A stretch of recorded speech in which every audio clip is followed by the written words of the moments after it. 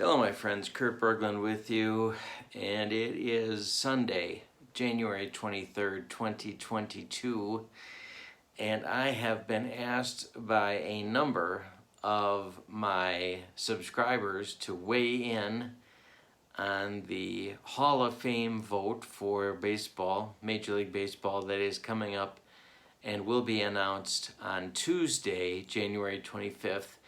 And so I've got time to get my 2 cents in on the Hall of Fame, and I hope that you will put your comments in the comments below as we watch with some anticipation about who will make it and who will not this particular year. So before I tell you who I would vote for if I had a vote, I want to make some initial comments about the Hall of Fame and Hall of Fame voting, so you know kind of my perspective going in and before, so you know what my biases are as you listen to my thinking on my votes. The first thing is that I view the Major League Baseball Hall of Fame like I do all the Hall of Fames in this way, and that is that either a player is deserving or he is not. I find the first ballot vote distinction to be silly and stupid and frustrating. The whole notion, what I'm talking about is the whole notion of a deserving player not getting a vote because a voter thinks they're not worthy of a first ballot election. I think it's dumb. I think that being in the Hall of Fame is like being pregnant. Either you are or you aren't. It's not, the first ballot thing I think is silly and dumb and moronic, and every other word that you can describe, that you can use from the thesaurus that's like that. That's the number one thing. Number two, I think that tabulating the percentage of votes that a player got and using that to compare him to other players is almost as dumb, well, maybe it's even a little more dumb, than the first ballot withholding of the vote. I don't look at it, I don't listen to it, I don't care what the percentage of votes that they got were. The only number I care about is, did they get 75%? And if they did, they're a Hall of Famer. And if they didn't, then they're not. That's it. The third thing I want to say is that if you spend any time on the internet, you read more than you want from Internet Guy about how Harold Baines has single-handedly destroyed the Hall of Fame. And I have some thoughts on Harold Baines, but the first thing that I want to say about Harold Baines is, if you think he's the worst player in the Hall of Fame, you have not been paying attention, or you don't know the history of Hall of Fame voting, or maybe you just hate Harold Baines. But he's not a sign of anything. He's not a symptom of anything.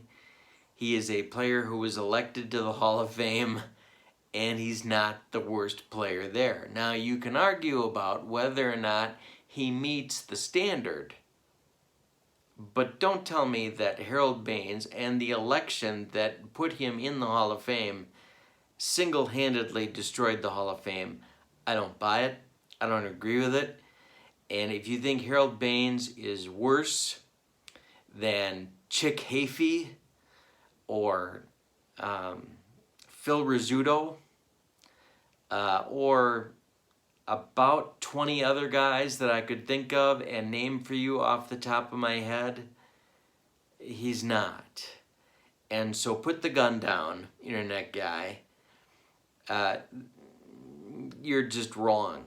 So Harold Baines is in the Hall of Fame. and that's the way it is, and it doesn't mean anything because the Hall of Fame voting has been all over the place for a long time. My biggest gripe with Hall of Fame voting is that the voters for a number of years tried to sort of single-handedly elevate the standards for the Hall of Fame by voting in too few players.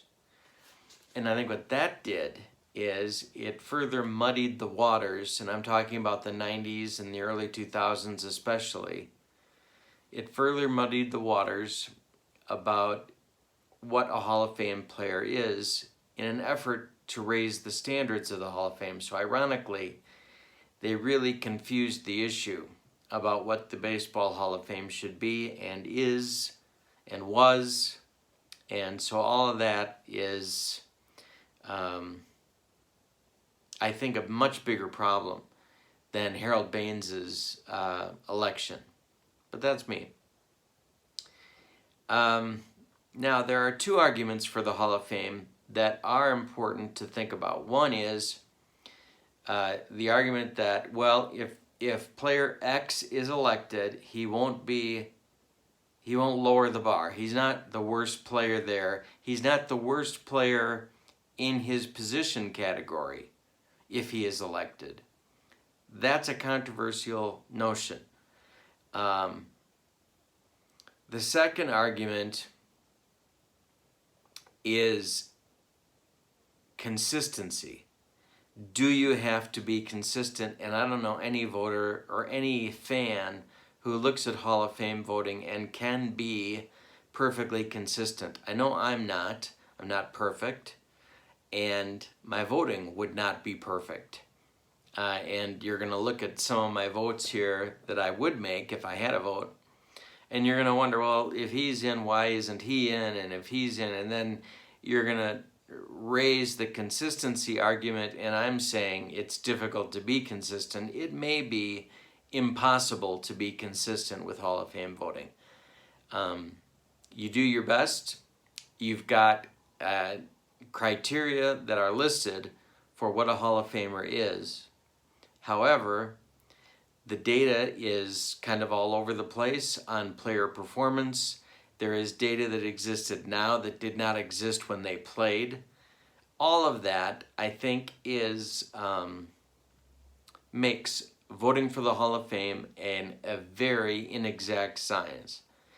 And there is tons of qualitative data. And I think qualitative data on top of quantitative data both need to be considered when you're thinking about a player being elected to the Hall of Fame. And it certainly does with me. I love numbers, but that's not all that I think a Hall of Fame voter should consider when a player is up for election. All right, the last topic that I want to deal with before I tell you about my votes is the issue of steroids. Now, we have a number of players on this year's ballot who are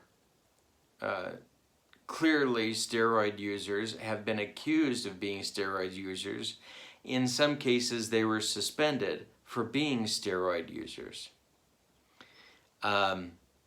Internet guy will make the connection between steroids and amphetamines in the old days and say, well, everything's fair game because players in the 60s and in other decades used amphetamines and it, at least arguably, improved their performance. I don't know that that analogy is terribly helpful. We do know that amphetamines in those days could be prescribed improperly by doctors, and so the legality of amphetamines and certainly their availability is something we'd have to go back and relitigate on a player-by-player basis, and that ship has sailed. I will say that my own view on steroids and steroid usage has softened a little bit. I was not so very long ago, a dyed-in-the-wool, anti-Hall of Fame person for anybody like Bonds, Clemens, Sosa, McGuire, who Palmeiro clearly used, were caught using, and now my attitude about all of that is changing. I will not say that I've gone 180 degrees, however, and I would not vote in this ballot for those folks. I'll talk about them individually in a few minutes. I will say that if the Veterans Committee, in whatever shape, form, or fashion the Veterans Committee exists in the future, and I know the Hall of Fame is morphing into whatever it is it will become later in this century, but if the Veterans Committee wants to take up the notion of those folks being in the Hall of Fame, I wouldn't be opposed to that, but I would not be voting for the big three and some others for using steroids. Just because they use steroids, I wouldn't vote for them. That may be wrong, it may be inconsistent, it may be unfair, it may have something to do with amphetamines, but I wouldn't do it. I think that they hurt the game, even though they were allowed to, and I think there's other folks who were not on the playing field who contributed, for better or for worse, to the environment in which steroids came to be so prevalent. But having said that, I wouldn't vote for them. They hurt the game, they hurt themselves. In some ways, the game still hasn't recovered from the damage that was done as a result of that, and I believe that there was a pretty good sense at the time among those players that they knew what they were doing wasn't right. And to me, at this point, that's enough to disqualify them.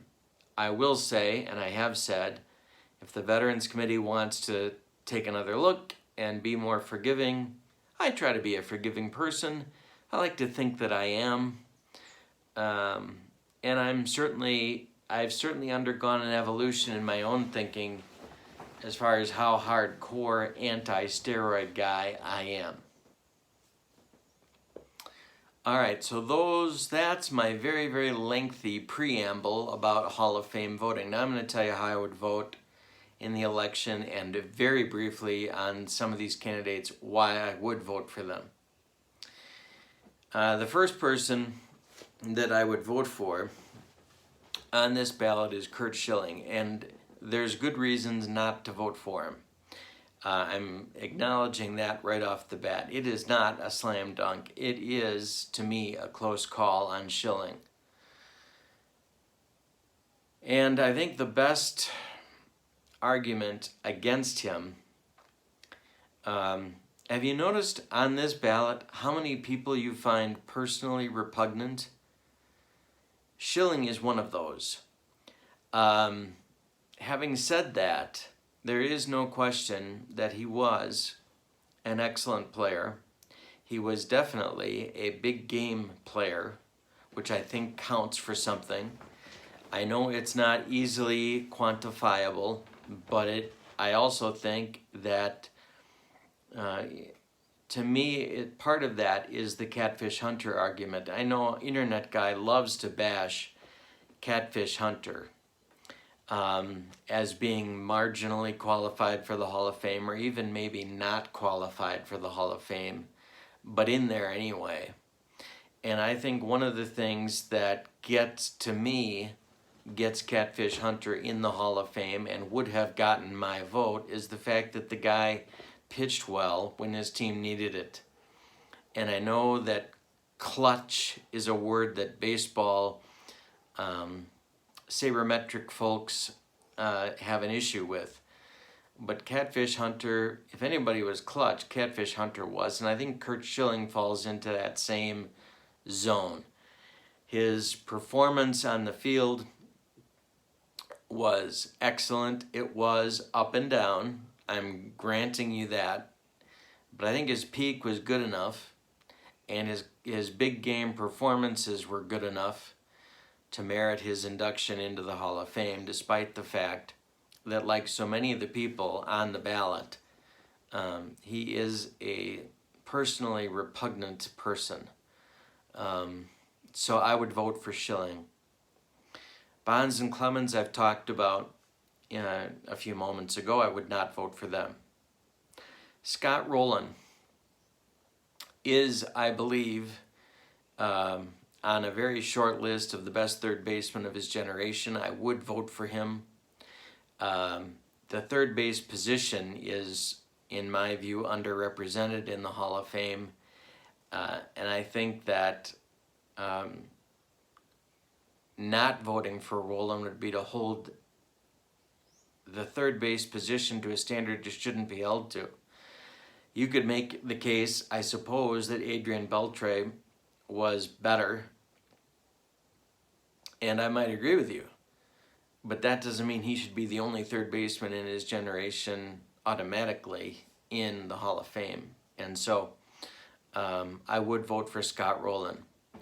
Omar Vizquel is the next player I want to talk about. Vizquel's, if you look, his offensive numbers don't get him in. And if you look at his entire body of work as a defender, I'm not that impressed as an entire body of work. He had fielding numbers and fielding seasons that were very average. But he also had some peak seasons that I think were outstanding and are worthy of Hall of Fame induction. I would vote for Omar Vizquel. Billy Wagner is the next player. I would vote for Billy Wagner. I think you could make a case that after Trevor Hoffman, Billy Wagner was the best National League closer of his time. It was clear to me, his numbers are, I think, excellent if you look at them not in the context of pitchers generally, but if you take the idea of a closer and you take that as a position on the field, and then in that context you look at Billy Wagner's numbers, and I think they're very impressive. There's no question but that when Billy Wagner was playing for Houston and he was playing at a high level, when he came in the game was over. He threw extremely hard. His fastball moved very well, and he was a shutdown closer. He is worthy, in my view, of a Hall of Fame vote. The next player is Todd Helton. Todd Helton is, in my view, suffering from being discriminated against because of Coors Field. Todd Helton's numbers are excellent. He was an excellent ball player. This doesn't mean that I'm saying he's better than Lou Gehrig. I'm not, but I would vote for him. His road performances,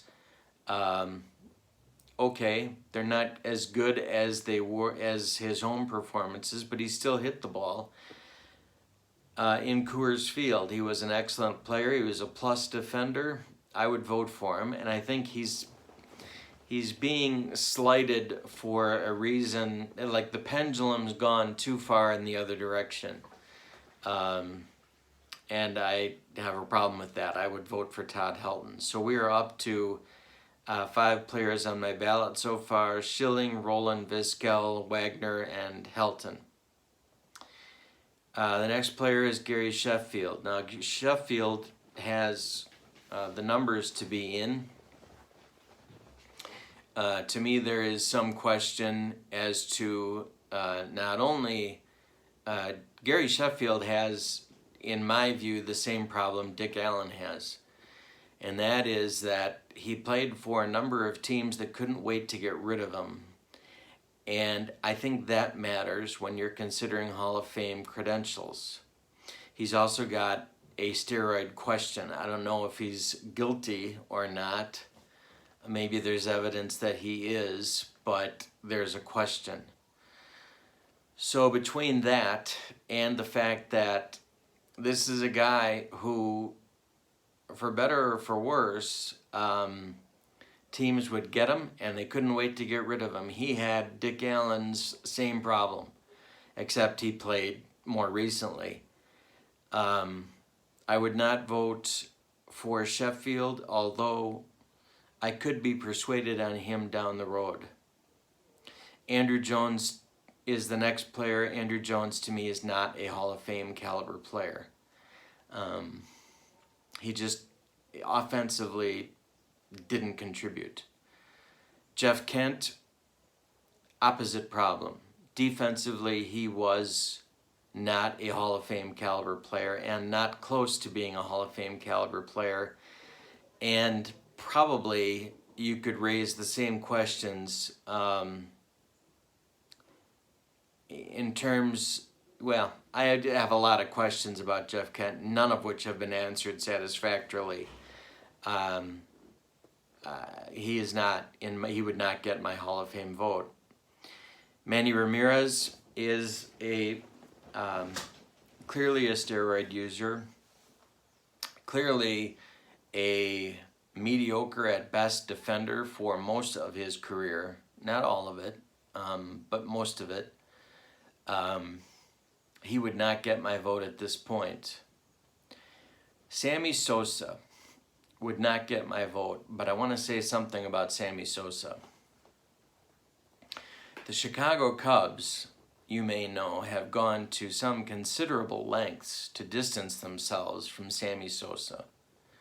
They don't invite him back for any reason to the ballpark, and they certainly have not celebrated his career officially in any way since his retirement. And yet, the Chicago Cubs profited enormously from Sammy Sosa's career. In fact, in some ways, you could argue they are still profiting from Sammy Sosa's career. So they have been more than happy to cash the checks that Sammy Sosa provided them. And at the same time, are taking a holier-than-thou approach to him. I don't think it's right. I don't think it makes sense. And I mean, they're an organization. They can do what they want. Obviously, they are. But I don't think that makes it right. I think that Sammy Sosa is getting a raw deal from the Cubs, who managed to, and still, I would say, in terms of their fan base, there are people that are Chicago Cub fans today and give the Chicago Cubs ticket money because of the performance of Sammy Sosa. And yet, they're holier than thou when it comes to Sammy Sosa being acknowledged by the club. Anyway, Ramirez and Sosa are both two that I would leave to the Veterans Committee. The next player that's up that I would vote for is Andy Pettit. Andy Pettit was a steroid user. Andy Pettit was caught. He was rolled on by Clemens. Which, again, Clemens, Bonds. Have you noticed the type of people that we're looking at here that also happen to be steroid users? Anyway, I would vote for Pettit. I think he served his time. I think that he did what he needed to do, and I would try and find my way to forgiveness for him for that.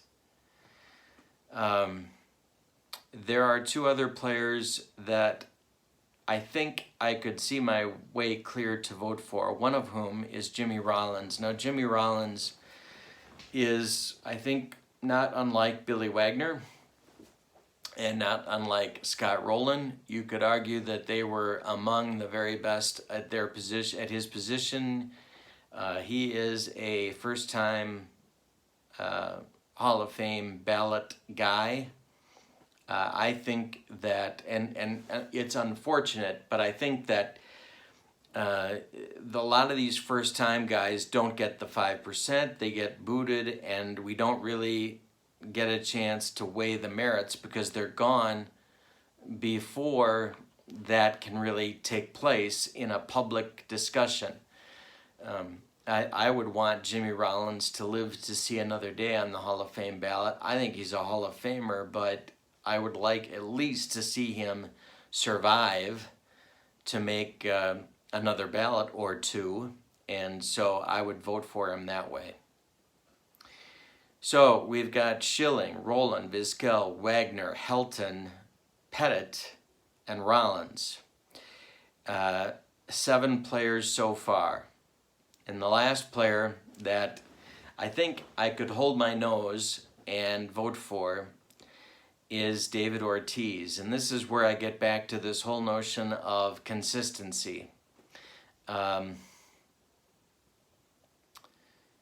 If you ask me today if I had to vote for him, yes, I think I would. His offensive performances were stellar. I don't have a problem with a player being a DH for some or most of their career and getting elected to the Hall of Fame. Last time I checked, being a DH was an officially sanctioned position by Major League Baseball. I think Edgar Martinez belongs in the Hall of Fame.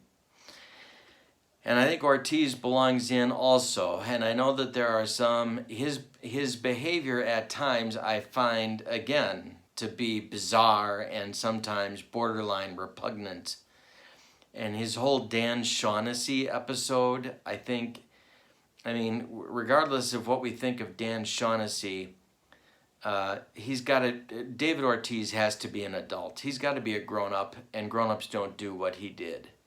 Having said that, his performance on the field, I think, merits a Hall of Fame vote. It's clear he was a steroid user, but I would look the other way on it in this case. Not consistent, I'm granting you that, but I would vote for Ortiz. That gets us to 8 players that I would vote for, 2 of whom violate, at least 2 of whom violate some of the standards that I talked about in my introduction. And that's the way Hall of Fame voting is. So, one last time, Schilling, Rollins, Vizquel, Wagner, Helton, Pettit, Rollins, and Ortiz would all get my vote this time. I will react to the actual vote after Tuesday, the 25th, and we'll talk about what I think of who was able to get in and who was not and how the voting went. I'll do that later on this week. It is Sunday today, and I'll look forward to seeing you later this week as we talk about Hall of Fame voting.